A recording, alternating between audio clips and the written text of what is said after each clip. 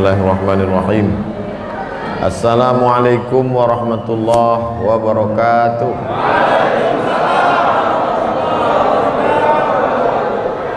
Alhamdulillahirabbil alamin. Wassalatu wassalamu ala asyrafil anbiya'i wal mursalin sayyidina wa maulana Muhammadin wa ala alihi wa sahbihi wa man tabi'ahu ila yaumiddin. Yang sama-sama kita hormati guru saya, Ustadz kita semua Al-Mukarram Ustadz Fadlan Zainuddin, Ketua beserta seluruh pengurus Masjid Nurul Iman, tokoh masyarakat, hadirin hadirat, tak dapat saya sebut satu persatu. InsyaAllah kita semua dimuliakan Allah Subhanahu wa ta'ala. Amin ya rabbal alamin. Tema kita malam ini dengan memperingati Maulid Nabi Muhammad SAW, kita jadikan apa yang menjadi kecintaan Nabi menjadi kecintaan kita, kasih sayangnya Nabi menjadi kasih sayang kita, kerisauan Nabi menjadi kerisauan kita, sehingga asbab penyebab turunnya hidayah ke seluruh alam. Sepanjang saya ceramah, inilah tema yang paling panjang. Insyaallah semuanya bermanfaat. Pertama kita bahas baris yang pertama dulu, yaitu memperingati Maulid Nabi Muhammad SAW. Ada sebagian orang mengatakan Nabi itu tidak perlu dikenang hari lahirnya, karena Nabi tidak pernah memperingati Maulid, kata dia. Maka karena Nabi tak pernah memperingati Maulid, berarti Maulid itu bid'ah. Kalau Maulid itu bid'ah, berarti dhalalah.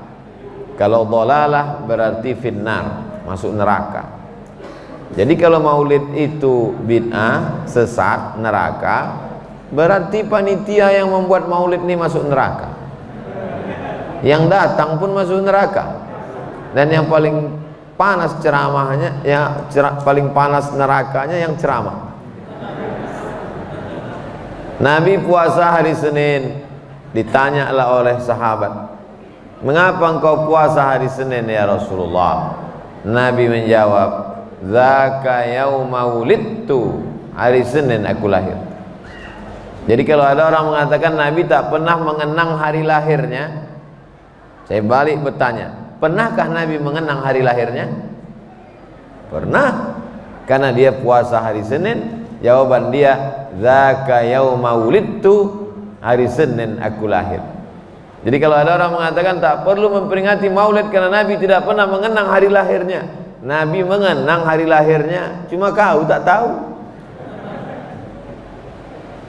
Lalu kemudian ada orang mengatakan sahabat Nabi tidak pernah memperingati Maulid Nabi. Sahabat Nabi tidak berkumpul bersama sahabat untuk mengenang Nabi, karena mereka hidup dengan Nabi, mereka makan dengan Nabi, mereka perang jihad dengan Nabi, mereka bertumpah darah dengan Nabi, mereka tidur bersama Nabi waktu perang, menginap di suatu tempat musafir, mereka berkurban bersama Nabi, mereka membebaskan kota Makkah bersama Nabi, sehingga mereka tak perlu membuat peringatan.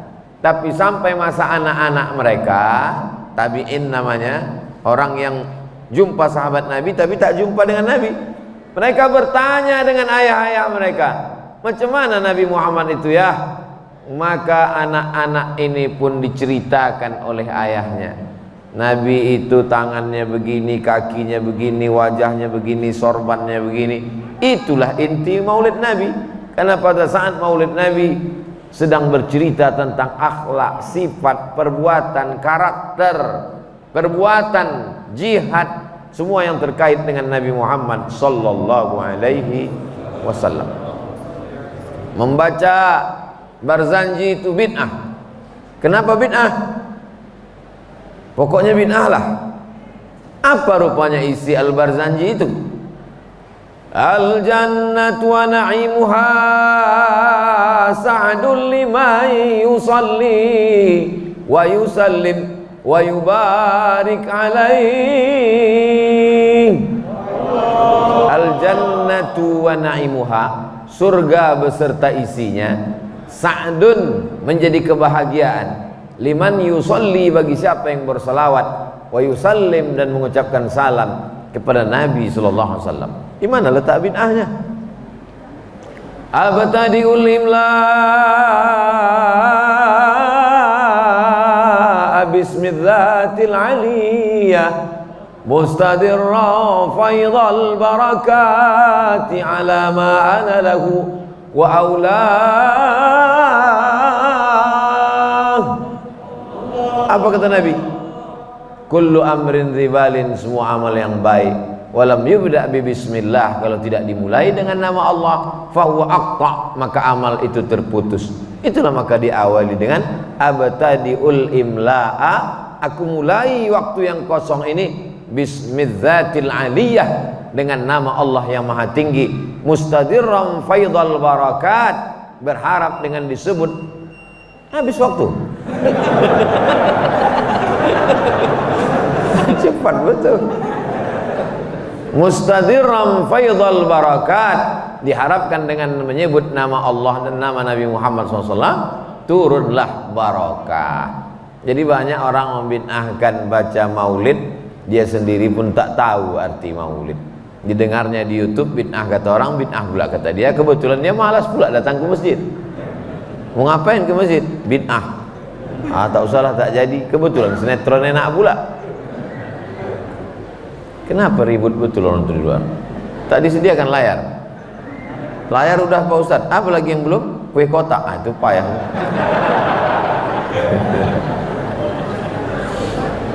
Ada seorang laki-laki namanya Abdul Uzza. Dulu nama orang pakai Abdul. Abdul Uzza, nama berhalanya Uzza. Hamba Uzza maka disebut Abdul Uzza. Abdul Uzza ini punya budak hamba sahaya perempuan namanya Suwaibah. Suwaibah, kau jaga adik iparku ini sedang hamil.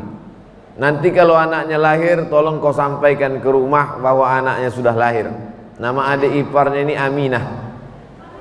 Suaminya Abdullah. Sudah meninggal Abdullah ketika umur kandungan Aminah itu 2 bulan. Diceritakan dalam Al-Barzanji. Walamma tamma min hamlihi syahrani ala masyhuril aqwalil marwiyah tufiya bil madinatil munawwarati abuhu Abdullah. Walamma, nggak apa ibunya, tinggal nyebut Allah aja. Walamma tamma min hamlihi, ketika sempurna hamilnya, syahrani 2 bulan, ala masyhuril aqwalil marwiyah, menurut bulan-bulan yang diriwayatkan, maksudnya bulan Muharram, Safar, Rabiul Awal, Rabiul Akhir, tufiya bil Madinatil Munawwarati, meninggallah ayahnya di kota Al-Madinah Al-Munawwarah. Nama ayahnya Abdullah. Jamaah Allah. Padahal innalillah, ayahnya meninggal. Ya si Allah aja lagi. Allah, kata mata dia ke dapur menengok, kenapa pelut kuning belum juga keluar. Jadi kalau nanti keponakanku ini lahir, datanglah kau ke rumahku memberitahunya, wahai Suwaibah. Kata Suwaibah, bereslah itu tuan. Lahirlah keponakannya tadi hari Senin 12 Rabiul Awal. Datang dia memberitahu, wahai Tuan Abdul Uzza, ya, keponakan kau sudah lahir. Laki-laki apa perempuan? Laki-laki. Saking senangnya hati Abdul Uzza tadi, sejak hari ini hari Senin kau tak lagi jadi budak, ku bebaskan kau gratis, free. Kau tidak lagi menjadi budak. Saking senangnya menyambut kelahiran Nabi Muhammad sallallahu alaihi wasallam. Abdul Uzza itu dijamin masuk neraka. Namanya ada dalam Quran. Tabbat yada abi lahabin wa tabba, celaka Abu Lahab dalam neraka jahanam. Satu surat menyebutkan khusus Abu Lahab, kerjanya, hartanya, bininya. Abu Lahabnya tabbat yada abi lahabin wa tab, hartanya ma'aghna anhu maluhu, kerjanya wa ma kasab, dijamin masuk neraka. Sayasla naran dzata lahab, bininya wa mar'atuhu hammalatal hatab, nama bininya Ummu Jamil. Ummu artinya ibu, Jamil cantik, bu cantik, tapi masuk neraka. Masih lumayan cantik, udahlah jelek masuk neraka pula. Tapi sekarang ceramah ini ngeri-ngeri sedap kita. Nanti tiba-tiba berkumpul semua orang jelek di somasinya saya.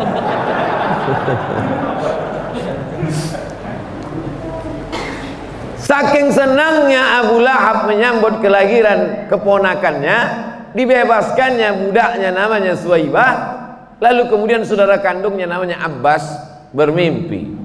Dalam mimpi Abbas berjumpa dengan Abu Lahab. Ditanya hanyalah saudara kandungnya tadi, Abu Lahab, kabarnya kau masuk neraka. Betul? Cumana neraka itu? Panaslah.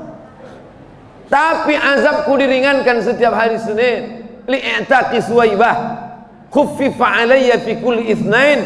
Azabku diringankan setiap hari Senin. Li'ataqi Suwaibah, karena aku memerdekakan Suwaibah. Saking senangnya menambut kelahiran Nabi Muhammad sallallahu alaihi wasallam. Jadi kalau ada orang daerah Desa Tanjung Gusta, Kecamatan Sunggal, Kabupaten Deli Serdang ini suka datang maulid, suka barzanji, suka pengajian, tapi tak sembahyang, tak sholat, insya Allah masuk neraka, tapi azabnya ringan setiap hari Senin. Pas ditengok Abu Lahab, kau di sini juga, kata Abu Lahab. Iya. Kenapa kau sini? Aku senang maulid, cuma tak sembahyang. Sama lah macam aku, kata dia. Satu geng lagi tak, kata dia. Dengan kita memperingati maulid Nabi Muhammad SAW 1443, pindahnya 1443, meninggalnya kurang 13. Setelah 13, 10 tahun kurang 10. Jadi kalau dihitung sejak Nabi meninggal 1433. Terserah berapapun dia, yang jelas jarak kita dengan dia 1400 tahun yang lalu. Sedangkan sahabat dengan anaknya yang jaraknya satu generasi, mereka menceritakan Nabi ke anaknya.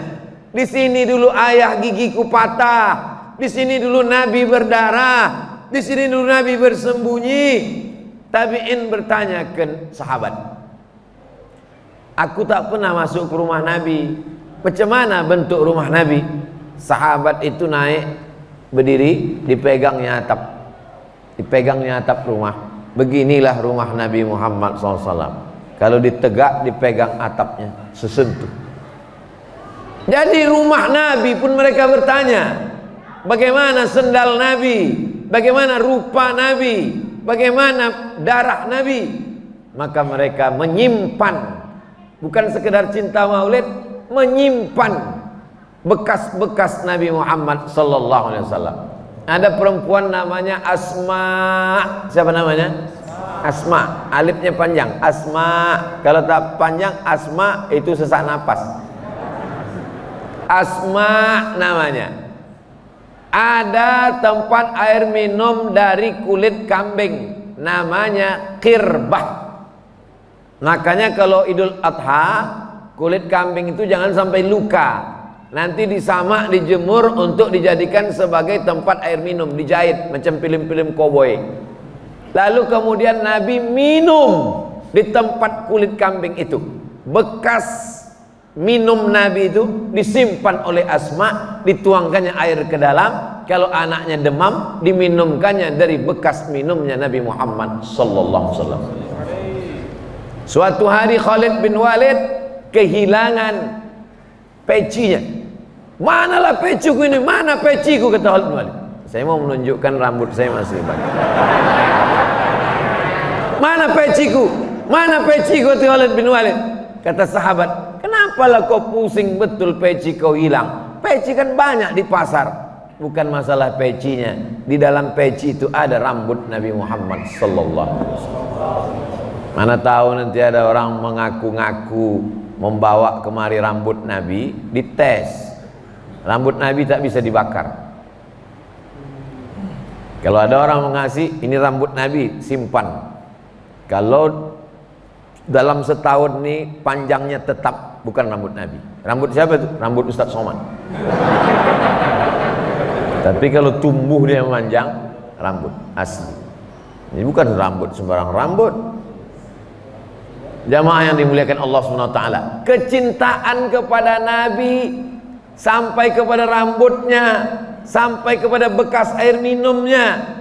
Suatu ketika ada seorang sahabat disuruh membuang darah bekam. Tahu bekam? Bukan yang main bola itu Beckham. Bekam, tolong kau buangkan ini ke belakang. Tiba-tiba kemudian Nabi bertanya. Nabi bertanya bukan tak tahu, dia tahu. Jibril ngasih tahu, tapi dia mau kasih tahu sama orang yang tak tahu. Kemana darah bekam tadi kau buat? Apa kata dia? Ku minum ya Rasulullah. Apa kata Rasul? Orang yang menyatu darahnya dengan darahku tak tersentuh api neraka. Nabi SAW, begitu kecintaan mereka. Anas bin Malik mencium tapak tangan Nabi. Apa kata dia? Ku cium tapak tangan Nabi, atyabu min rihil miski, lebih halus daripada sutra, lebih wangi daripada semerbak kasturi. Keringat Nabi itu wangi. Kemarin waktu saya salaman sama Ustadz, wangi juga saya cium. Apa tak wangi? 3 botol minyak wangi. Sebelum ceramah tumpahkan tuh. Takut dicium jamaah, masam bau durian, bau tempoyak kata dia. Nabi SAW. Jadi maulid itu adalah ungkapan kecintaan. Kalau tak cinta kepada Nabi, tak omak itu mau duduk di luar sana. Iya kan? Itu tanda bukti cinta. Pengorbanan mereka lah yang luar biasa. Bapak ibu di dalamnya enak pakai AC, mereka di luar. Bapak ibu di dalamnya enak, mereka cuma menonton TV. Berapa sinetron mereka hilang malamnya? Jelas tak suara saya di luar tuh? Jelas. Kalau jelas suara saya, angkat tangan sebelah kanan. Nah, jelas. Nah, udah maksud saya kalau udah jelas, udahlah diam aja lagi. Jadi kalau ada orang membuat maulid Nabi, maka sesungguhnya itu adalah tanda cinta dia kepada Nabi Muhammad sallallahu alaihi wasallam. Mudah-mudahan tanda cinta kita malam ini diterima Allah SWT. Kata Imam Al-Hafiz, Al-Hafiz artinya orang hafal 300.000 hadis. Itu Al-Hafiz. Al-Hafiz Jalaluddin Abdurrahman As-Suyuti, kalau cukup 5 syarat maulid itu mubah, boleh. Tapi kalau tak cukup 5 syarat, maulid itu bisa jatuh kepada makruh, bisa haram. Yang pertama, mesti ada membaca Quran. Ada baca Quran? Ada. Yang kedua, mesti ada di acara maulid itu bercerita tentang sejarah Nabi. Ada? Belum lagi. Yang ketiga, mesti ada di dalam acara itu ijtima, berkumpul bersama orang-orang soleh, mujalasatus solehin. Ada? Duduk kita sama tuan guru, sama orang-orang soleh, sama guru-guru kita. Yang keempat, mesti di dalam maulid itu ada doa. Ada? Insya Allah nanti dia. Yang kelima ini yang berat, mesti ada makanan. Wah, Ustadz menyindir. Enggak, aku udah tadi di dalam. Ada seorang sultan dulu, ketika maulid Nabi, dipotongkannya kambing 1000 ekor, manisan 3000 piring, dibagikan di tengah jalan. Kenapa? Karena dengan bersedekah menunjukkan kecintaan kepada Nabi Muhammad SAW. Kalau di Mesir sampai sekarang, orang-orang miskin pun bersedekah. Jadi kami lupa, karena di Mesir kalendernya pakai tidak Muharram Safar, Januari, Februari, Maret, April, Mei, Juni. Jadi tidur-tidur kami di masjid. Habis sholat asar tidur-tiduran. Datanglah orang Mesir yang tak kaya. Kalau kaya biasa, datang dia membawa manisan. Manisan itu bahasa Arabnya halawa. Datang orang Melayu dirubahnya jadi halua. Halua, kolang kaleng dikasih gula. Bahasa Arabnya halawa. Halawa, halawa, halawa, halawa. Kami sangka dia sedang jual manisan dalam masjid. Oh, marah kami. Apa dia jual manisan dalam masjid? Shalli ala Nabi, shalli ala Nabi. Kenapa? Aku mau mengasih kau manisan karena hari ini kelahiran Nabi Muhammad sallallahu alaihi wasallam. Kalau tak dibuat maulid ni orang lupa kapan kelahiran Nabi Muhammad sallallahu alaihi wasallam. Sebanyak manapun orang berceramah maulid ni bid'ah, teruskanlah. Karena cerita melawan orang membid'ahkan maulid ni dua gendangnya. Capek kita, menang dia. Capek dia, menang kita.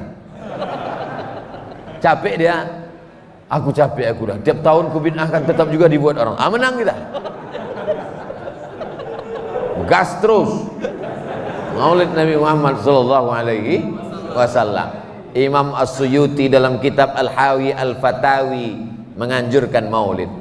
Imam Al-Hafiz Ibnu Hajar Al-Asqalani dikutip oleh Imam As-Suyuti menganjurkan maulid.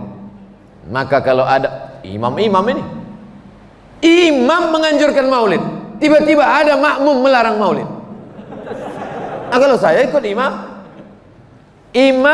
Ibnu Hajar Al-Asqalani hafal 300.000 hadis menganjurkan maulid. Tiba-tiba ada ustadz berceramah hafalnya cuma 3 hadis kalau pakai laptop. Begitu mati lampu, baterai habis, hilang hadis tuh. Tiba-tiba membid'ahkan maulid. Sekarang ku tanya, Bapak Ibu mau ikut Imam Ibnu Hajar Al-Asqalani dengan Imam As-Suyuti atau ikut ustadz yang hafal karena laptop hidup tadi? Terserah. Saya hanya menjelaskan saja. Saya tak punya kekuasaan untuk memaksa. Karena kalau kita sekarang ini kan, saya ini termasuk jahil saya dalam bidang teknologi, laptop, handphone, tak tahu saya mana yang bagus, mana yang tak bagus. Jadi bagi saya yang awam, yang tak mengerti ini, manalah laptop yang paling bagus, mana yang paling banyak iklannya, itulah yang paling bagus. Sekarang orang beragama ini begini, mana yang paling banyak videonya, mana yang paling banyak ceramahnya, mana yang paling banyak di TV, mana yang paling banyak di radio, itulah yang dikatakannya paling bagus. Ditontonnya TV, bid'ah maulid. Pulang dia ke rumah, ditontonnya YouTube, bid'ah maulid. Dari rumah pergi ke tempat kerja, didengarnya ceramah, radio, bid'ah maulid. Dia tak paham, lama-lama dibid'ahkannya maulid. Kalaupun dia datang ke acara maulid, dalam hatinya, astagfirullah bid'ah ini, astagfirullah bid'ah, astagfirullah. Jadi kenapa kau datang maulid kalau bid'ah? Takut aku jenazahku tak diurus orang nih.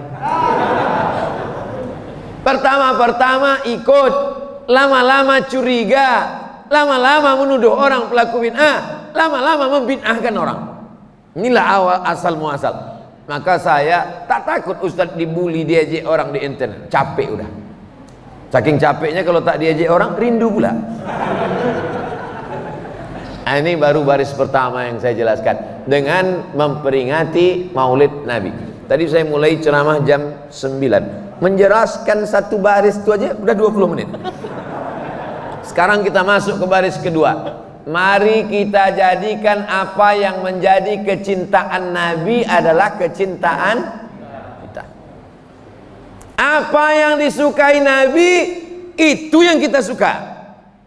Apa yang disukai Nabi? Nabi pingsan. Ketika Nabi pingsan, disiramkanlah air 5 kulit kambing. Setelah disiramkan, terbangun dia. Waktu ditanya, apalah yang kau cintai ya Rasulullah? Apa kata Nabi? Bawa aku sholat berjamaah. Pingsan, sudah mau meninggal dunia, disiram pakai 5 kulit kambing. Yang pertama diinginkannya, bawa aku sholat berjamaah. Ini sekarang ada orang baru ikut majelis zikir 2 kali, udah tak ke masjid. Kenapa kau tak ke masjid? Aku sholat di Masjidil Haram. Sholat apa? Ngaku sholat di Masjidil Haram, azan zuhur di Medan jam 12.30. Hayya 'alas shalah,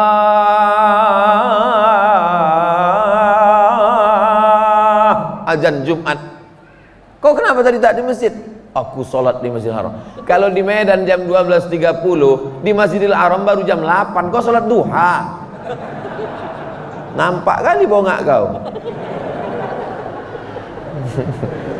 Kalau mau bongak, carilah orang yang lebih bongak lagi. Janganlah sampai ngagak pintar. Apa yang menjadi kecintaan Nabi, jadikanlah itu kecintaan kita.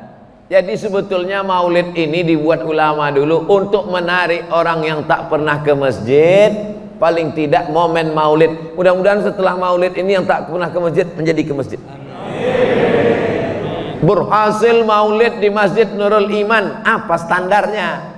Berhasil karena melimpah ruah? Bukan. Bukan itu standar berhasilnya maulid.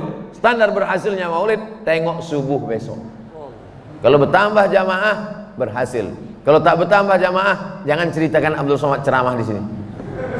Buat malu aja itu. Kalau ditanya orang, siapa kemarin yang ceramah di Masjid Nurul Iman? Entah, tak tahu aku. Kemarin ku dengar suaranya macam Ustaz Somad. Memang meniru-niru dia.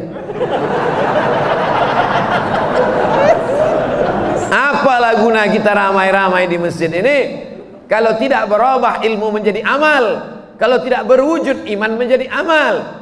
Karena yang diterima Allah hanyalah illalladzina amanu wa amilus amal, iman, ilmu mesti terkait. Malam ini berilmu, besok beramal, iman tetap ada dalam hati, dijaga dia. Iman itu macam biji jagung. Janganlah kita jagung Pak Ustadz padi, terserahlah mau padi, mau jagung, mau kacang hijau, payah kali lah ceramah nih. Macam biji kacang hijau, disiram dia. Disiram dengan apa? Dengan ilmu. Setelah disiram dengan ilmu, dia pun tumbuh. Tapi dia tak berbuah karena tak beramal. Biji iman disiram dengan ilmu, tumbuh. Supaya dia berbuah, maka mesti beramal. Tanaman pokok kayu, kalau dia disiram berdaun, tidak berbuah, buat semak aja. Begitulah orang Islam ini banyak membuat semak dunia ini. Sembahyang ke masjid tidak, pengajian tidak, tapi mengejek orang bukan main jagonya. Jadi kalau ada orang model begitu, nanti betul lah kau yang macam dikatakan Ustaz Somad, membuat semak dunia ini aja kerja kau. Tapi tak boleh begitu. Kalau ada tetangga kita yang tak sholat berjamaah ke masjid, yang salah tuh kita atau dia? Berapa kali kita ajak dia ke masjid? Pak Ustadz, katanya perempuan itu sholatnya mesti di rumah Pak Ustadz. Sekarang banyak perempuan ke masjid, lakinya tak ke masjid. Perempuan pula yang menentukan kapan muazin iqamat. Saking kan berkuasanya perempuan. Sampai ditanya ibu-ibu, "Bu, ini tarawihnya mau berapa rakaat?" Saking kan kuatnya kekuasaan perempuan, luar biasa. Tapi di Masjid Nurul Iman nih, hebat. Perempuan satu pun tak ada masuk masjid. Karena kalau perempuan ini masuk masjid, tercampak bapak nih semua. Saking ramainya mereka. Bapak Ibu yang dimuliakan Allah Subhanahu wa taala, kerinduan kepada masjid adalah kecintaan Nabi Muhammad sallallahu alaihi wasallam. Nabi dijamin masuk surga, tidak akan ada satupun yang masuk ke dalam surga sebelum Sayyidina Muhammad sallallahu alaihi wasallam. Tidak akan diciptakan Allah alam semesta kalau bukan karena Nabi Muhammad sallallahu alaihi wasallam. Tapi dia tetap sholat berjamaah. Ini kita entah siapa-siapa, STJ, status tak jelas, tak mau sholat berjamaah. Pas ditanya, kok kenapa aku tengok tak pernah sholat berjamaah ke masjid? Aku takut riya. La ilaha illallah. Pandai pula dia mencari dalil. Ceramah tentang riya pula dia di kedai kopi. Kita ini kalau sampai dalam hati kita ada riya sedikit aja, maka kita ini sudah kena syirik khafi. Itu maka aku tak pernah ke masjid itu, takut aku hatiku riya. Jadi di mana kau sembahyang? Di rumah. Pas tanya bininya, iya di sana di rumah. Tak pernah nampak aku, kata bininya. Rupanya pun di rumah tak sembahyang juga. Munafik. Yang namanya riya itu kalau tidak sesuai tuntunan Nabi Muhammad sallallahu alaihi wasallam. Semua tetangga di gang, di jalan ini memuji kita. Kalau dia masih sesuai syariat, maka tidak riya. Apa kata Imam Fudail bin Iyad, dikutip oleh Imam Al-Ghazali, tarkul amal li ajlin nas riya, tak jadi beramal karena takut dipuji orang, itulah riya. Wal amal li ajlihim syirik, beramal karena ingin dipuji orang syirik. Kau mau kemana? Ke masjid. Hebat kau ya, dipuji sama tetangga. Hebat ya bang, kalau macam abang inilah suamiku, bahagianya dunia akhirat. Tak jadi dia ke masjid. Tak jadi ke masjid gara-gara takut dipuji orang, riya. Diteruskannya ke masjid biar supaya dipuji orang. Dipesankannya pula sama kawan di belakang, nanti kalau aku ke masjid tolong kau videokan ya, mau aku upload nanti di Instagram. Captionnya apa? Pria soleh sedang ke masjid. Mau aku tengok kira-kira berapa like sama share-nya. Beramal karena ingin dipuji orang, syirik. Tak jadi beramal karena takut dipuji orang, riya. Maju kena, mundur kena. Jadi kalau begitu apa yang mesti kita lakukan? Langkahkan kaki ke masjid. Jangan pedulikan cakap orang. Bismillahi tawakkaltu 'ala Allah, la haula wala quwata illa billah. Mudah-mudahan Allah menyelamatkan hati kita. Jadi mana tahu malam ini nanti ada orang memuji-muji kita. Jangan rusak hati kita. Kau ku tengok rajin ke masjid sekarang ya. Mulailah hidung tuh mengembang macam terowongan Mina. Slow aja. Kenapa demikian? Karena memang godaannya beribadah. Sebelum ke masjid setan menggoda, jangan kau ke masjid, jangan kau ke masjid, jangan kau ke masjid. Tak kau tengok kawan kau kemarin 2 kali ke masjid, habis itu dia mati. Setelah kita di masjid datang lagi godaan. Kau yang paling hebat, kau penghuni surga, yang lain itu masuk neraka jahanam semua. Setan selalu bekerja. Sampai kapan setan ini keluar? Madamat arwahuhum fi ajsadihim, selama ruh bersemayam di jasad mereka. Kalau mau mengalahkan ego, merendahkan diri, Abdul Somad kalau terus-terusan ceramah macam ini dimuliakan orang, disambut, dimuliakan, dibawakan sendal sampai kemari. Ustadz guru saya duduk di bawah, saya pula di atas. Ini kalau lama-lama begini bisa jadi Fir'aun saya. Maka untuk menghilangkan ego ini, saya mesti masuk ke pedalaman. Masuk saya ke suku Talang, ke suku Akit, ke suku Laut, ke suku Anak Dalam, ke suku Kubu. Berjalan kaki 2 jam masuk ke dalam hutan. Masuk ke dalam, supaya apa? Menghilangkan angkuh sombong dalam hati. Karena kalau tidak kita akan merasa aku yang paling hebat, aku yang paling alim, aku yang paling berilmu, aku yang paling banyak follower, aku yang paling banyak viewer, aku yang paling banyak subscriber. Jangan lupa subscribe, like, and share. Maka mesti kita hilangkan keegoan. Tapi kami tak bisa masuk hutan Pak Ustadz, kami tak bisa jauh-jauh Pak Ustadz. Kalau mau jamaah menghilangkan keangkuhan, kesombongan, cari WC Masjid Nurul Iman, masuk ke dalam, cari WC yang paling kotor, paling jorok, paling bau, bawa brus cuci. Disinilah letak tangan ini yang tak ada apa-apanya, tak ada daya upaya, tapi sendiri aja. Jangan pula bawa handphone. Hai guys, kita sesungguhnya bukan siapa-siapa, kita di dalam WC, inilah kedudukan. Udah tak betul lagi. Jamaah dimuliakan Allah Subhanahu wa taala. Apa yang menjadi kecintaan Nabi, itulah yang menjadi kecintaan kita. Maka saudara-saudara kita ini kita tengok berbaju putih. Baju putih. Kenapa? Berjubah putih. Karena memang Nabi suka baju putih. Itu anak muda bersorban. Bersorban. Karena memang Nabi suka bersorban. Ustaz, kenapa tak baju putih? Dikasih orang pula baju. Takkan tak dipakai. Ini namanya baju Casio, dikasih orang.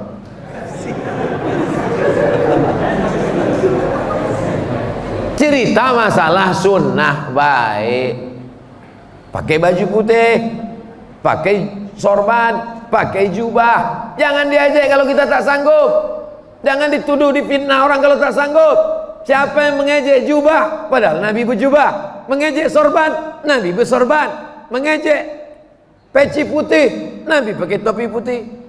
Kalau tak sanggup melakukan perbuatan Nabi, jangan ejek. Adapun kalian anak-anak muda yang sudah berjubah, bersorban, kalau diejek orang, kau tak berat pakai sorban, pakai jubah nih, tak berat rasanya. Ini memang berat, biar aku aja. Kau tak akan sanggup, setan. Bukannya dia beramal mengadu domba, mengejek-ejek orang pula, memfitnah pula lagi aliran sesat. Berjenggot, dia ejek berjenggot. Aku tengok nengok jenggot kau ni macam kambing, aku tengok. Nabi berjenggot, kenapa dia ejek orang berjenggot? Kebetulan orang yang berjenggot ini baru mengaji, panas juga dia. Aku berjenggot, kau bilang kambing. Kau tak berjenggot, anjing gitu. Berkelahi anjing sama babi, berkelahi anjing sama kambing, ketawa babi. Kata anjing, diam kau babi gitu. Hancurlah dunia ini. Oleh sebab itu maka mari kita jadikan apa yang dicintai Nabi supaya menjadi kecintaan kita. Saya turun di apa nama airport di Jakarta itu,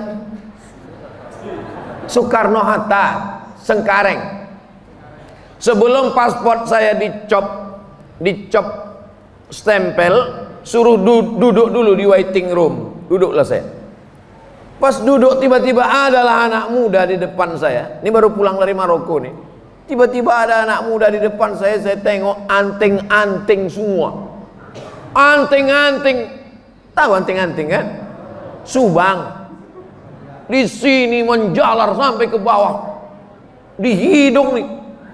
Di mata nih pun sampai di ujung. Di bibir pun ada. Menengok bibir dia pakai anting, ngilu pula bibir saya. Apalah anak nih? Baru saya paham, rupanya anak nih anak pang. Yang bertato, yang beranting. Apa yang membuat? Padahal sakit itu. Sakit itu ditusuk pakai jarum, sakit. Kenapa sakit itu hilang? Karena cinta. Kita yang mengaku cinta kepada Nabi Muhammad SAW. Ini judul ini luar biasa. Ini sampai hari kiamat saya ingat nih judul terpanjang. Bagaimana mencintai apa yang dicintai oleh Nabi Muhammad SAW. Saya sholat di masjid. Waktu itu saya dari Dewan Juri Musabaqah Tilawatil Quran. Apa kata imam tuh? Luruskan shaf, luruskan shaf. Sebelum takbiratul ihram diambilnya kayu panjang di luruskan shaf. Bersiwak.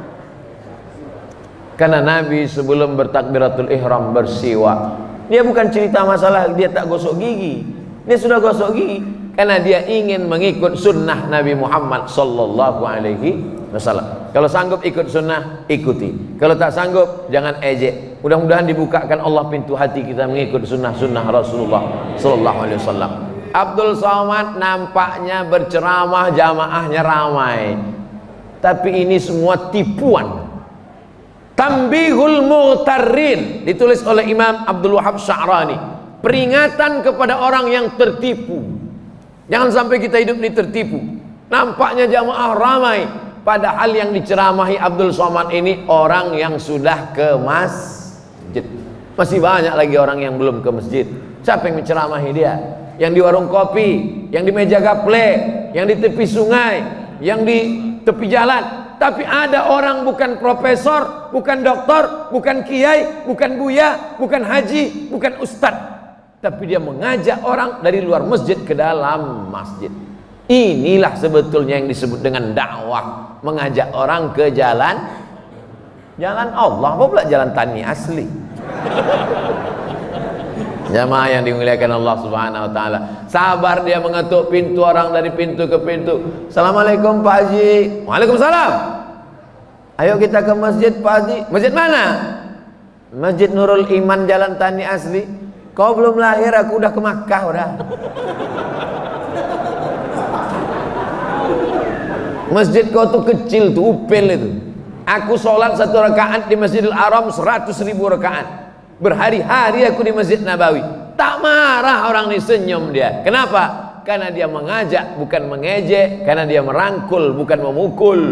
Inilah yang da'i itu, mengajak orang ke dalam masjid. Setelah masjid ramai penuh jamaah, barulah datang Abdul Somad. Adapun penceramah kita pada malam hari ini adalah Al-Mukarram Profesor Dr. Abdul Somad. Saya pun berdiri tadi mau kemari. Rupanya kata panitia, belum Pak Ustaz, baru pengumuman. Disangka jamaah kita, rupanya tidak. Disangka kita masuk surga karena amal kita, rupanya karena doa orang lain.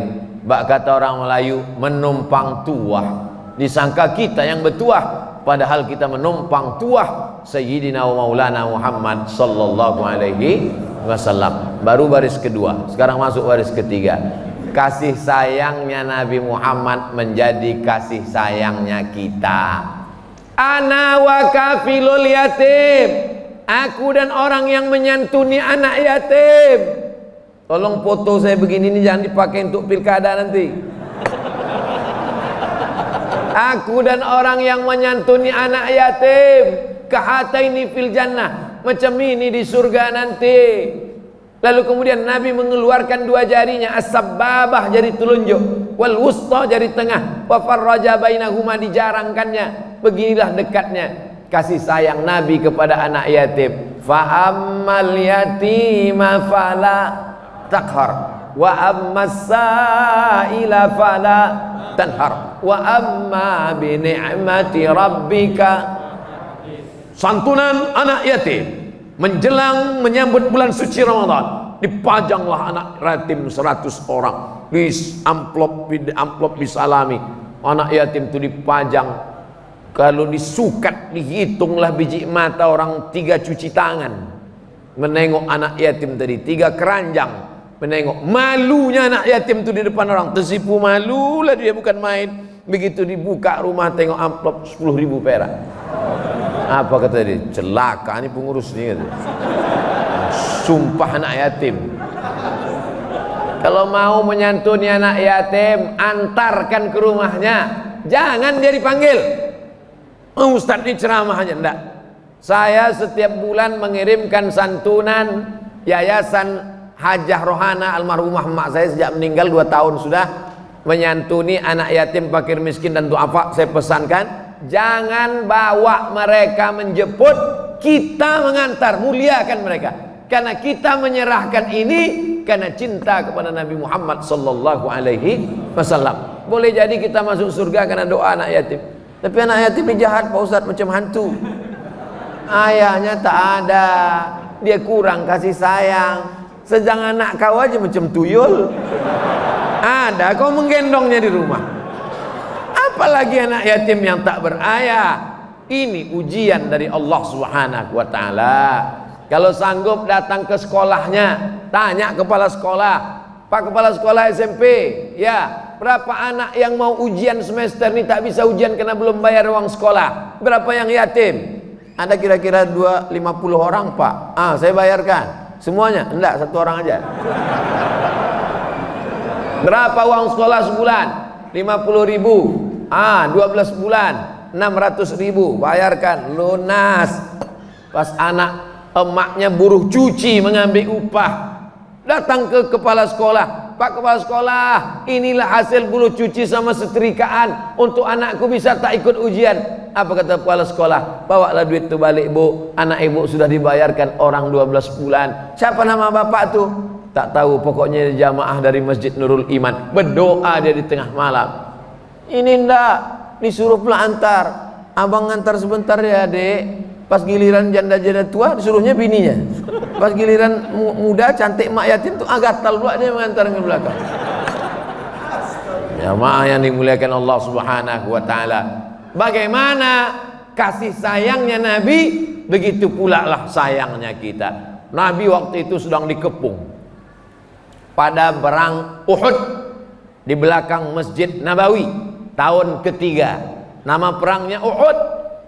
Apa kata sahabat? Berdoalah ya Rasulullah, satu doa saja.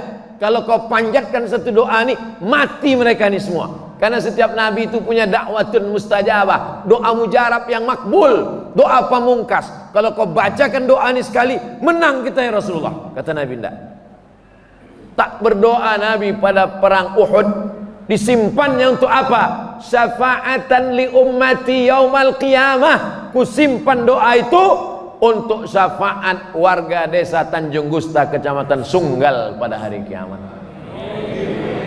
Belum nikah mak kita dengan ayah kita, belum jumpa tuk kita dengan nenek kita, belum akad antara opung kita, sudah kita, betapa sayangnya kita Nabi kepada kita. Bagaimana sayang kita kepada Nabi Muhammad sallallahu alaihi wasallam?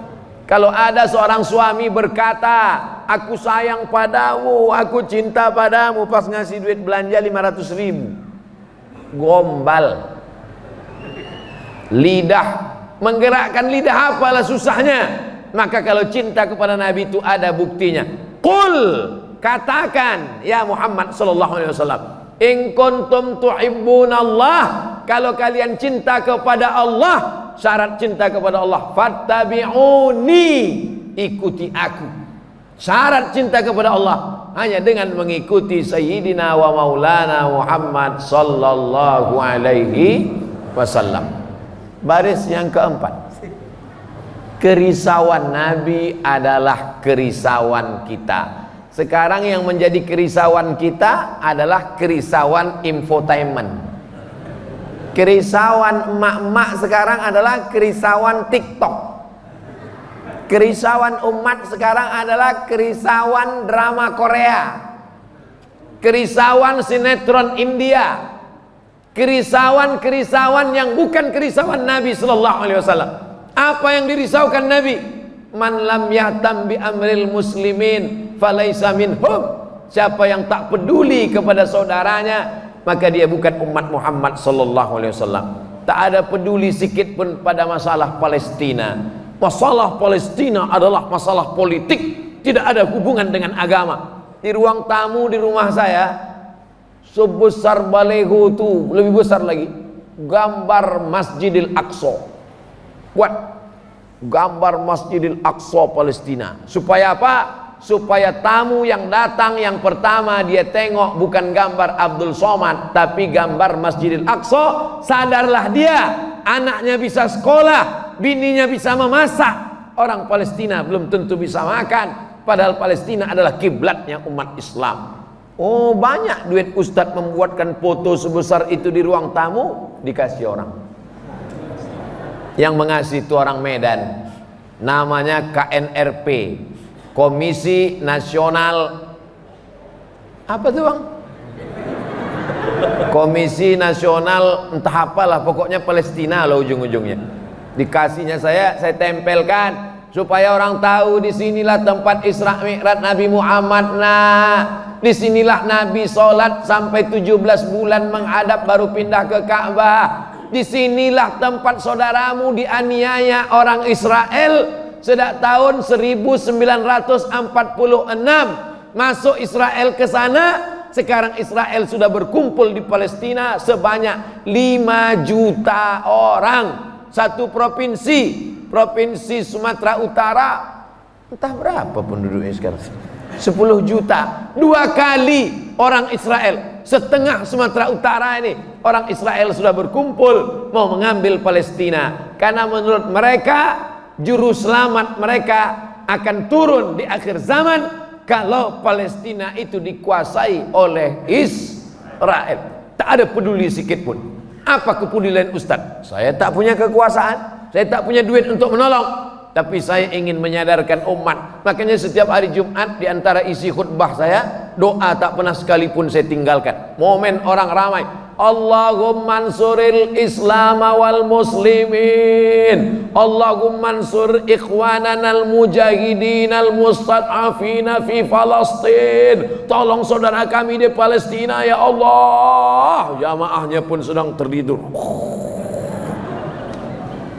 Awak berapi-api menjelaskan Israel, dia berair-air di bawah. Tapi saya tak pernah bosan, tak pernah muak. Saya sampaikan supaya apa? Supaya di akhirat nanti saya dituntut. Apakah kau risau dengan keadaan umat ini wahai Abdul Somad? Tetangganya minum khamar, dia tak risau. Anak tetangganya boncengan, dia tak risau. Tetangganya tak pakai jilbab, dia tak risau. Pas ditanya, tak risau kau menengok keadaan ini? Jangan urus urusan orang lain, urus saja surgamu, jangan urus nerakaku. Rasanya mau kuantukkan aja kepalanya ke tiang. Memang itu yang tak bertudung tu anak kau, memang itu yang minum khamar itu anakmu. memang itu yang sakau itu anakmu, tapi kalau azab Allah datang, sesungguhnya dia tidak cuma masuk ke rumah kau, rumahku pun rata juga dengan tanah. Rupanya kalau datang tsunami, gempa bumi itu ditengoknya, mana rumah orang yang pacaran sini, enggak. Wattaqu fitnatan la tusibanna alladzina zalamu minkum khassah. Takutlah kamu kepada azab, kalau dia datang, dia tidak menimpa yang zalim saja, yang imam masjid kena, yang remaja masjid kena, padahal yang minum khamar hanya beberapa orang. Gara-gara apa mereka diazab? Karena tidak melaksanakan amar ma'ruf nahi. La ta'murunna bil ma'ruf, ajak orang berbuat baik, wala tanhauna 'anil munkar, larang orang berbuat mungkar. Kalau kamu tidak lakukan itu, la yusikanna ayyab'atsallahu 'alaikum iqaban, akan turun hukuman. Ketika hukuman turun, kalian angkat tangan berdoa, fala yustajabu lakum, doa kamu tak dikabulkan Allah. Doa tak dikabulkan gara-gara tidak melakukan amar ma'ruf nahi mungkar. Maulid Nabi salah satu wasilah ceramah supaya ustadz menjelaskan amar ma'ruf nahi Maulid Nabi. Habis Maulid Nabi nanti Rabiul Awal, Rabiul Akhir, Jumadil Awal, Jumadil Rajab, Isra Mi'raj. Habis Rajab, Sya'ban, nisfu Sya'ban. Habis nisfu Sya'ban, Ramadan, menyambut Ramadan. Ramadan, nuzul Quran, halal bihalal Syawal, menyambut jamaah haji. Habis jamaah haji, lalu kemudian tahun baru hijrah. Itu momen-momen untuk menjelaskan kepada umat dalam tabligh akbar. Adapun dalam keadaan sehari-hari, maka jelaskan kepada tetangga, sahabat, ibu-ibu. Ibu tidak ustazah, ibu tidak profesor doktor, tapi ibu bisa amar ma'ruf nahi mungkar sambil beli kangkung 2 ikat. Kau aku tengok tak betul dong. Yang penting hati kita berjilbab. Oh begitu ya. Iya, tak lama sesudah itu datang orang gila tak bercelana. Takut. Bilang sama dia, yang penting hati kita pakai celana. Mana pula bisa kita nafikan zahir dan batin, mesti mengikut syariat Nabi Muhammad sallallahu alaihi wasallam. Baris yang terakhir, sehingga asbab penyebab turunnya hidayah keseluruhan alam. Untuk apalah diciptakan Allah kita di atas dunia ini? Supaya sampai hidayah Islam ini ke semesta alam. Wa ma arsalnaka illa rahmatan lil alamin. Dulu ketika Islam datang, orang Arab jahiliyah itu menyembah pokok kayu, menyembah batu, menyembah hantu, menyembah roti. Diambil tepung gandum, diadon dengan minyak sapi, minyak samin namanya, lalu kemudian dibuat roti besar, disembah roti yang besar. Begitu perut lapar, dicuil roti itu dikunyah. Maka mereka disebut dengan jahil. Bukan mereka jahil dalam masalah ekonomi, mereka kaya, duitnya banyak, tapi mereka jahil dalam ketuhanan. Maka datang Islam, la ilaha, pokok kayu bukan Tuhan, la ilaha, batu bukan Tuhan, la ilaha, roti bukan Tuhan, la ilaha, kekuasaan bukan Tuhan, la ilaha, hantu bukan Tuhan, la ilaha illallah. Islam agama yang mengajak orang berani mengatakan tidak. Mengatakan iya semua orang berani, tapi untuk mengatakan tidak, makanya iklannya sekarang dipakai oleh BNN, say no to drug, katakan tidak untuk mabuk narkoba. Karena banyak orang berani mengatakan iya, tapi untuk mengatakan tidak orang berat. Jadi mudah-mudahan apa yang kita lakukan malam ini termasuk menjadi asbab sampainya hidayah ke semesta alam insyaallah. Yang sudah sholat dengan maulid mudah-mudahan istiqomah. Yang sudah mulai sholat mudah-mudahan makin rajin sholatnya. Yang sudah mati tak sholat, apa boleh buat? Singgahlah dia di neraka jahanam. Maka kita doakan Allahumma firlahu warhamhu. Ibu-ibu, bapak-bapak, mudah-mudahan menjaga jamaah di Masjid Nurul Iman insyaallah. Itulah kaji kita malam ini. Selanjutnya saya jawab beberapa pertanyaan.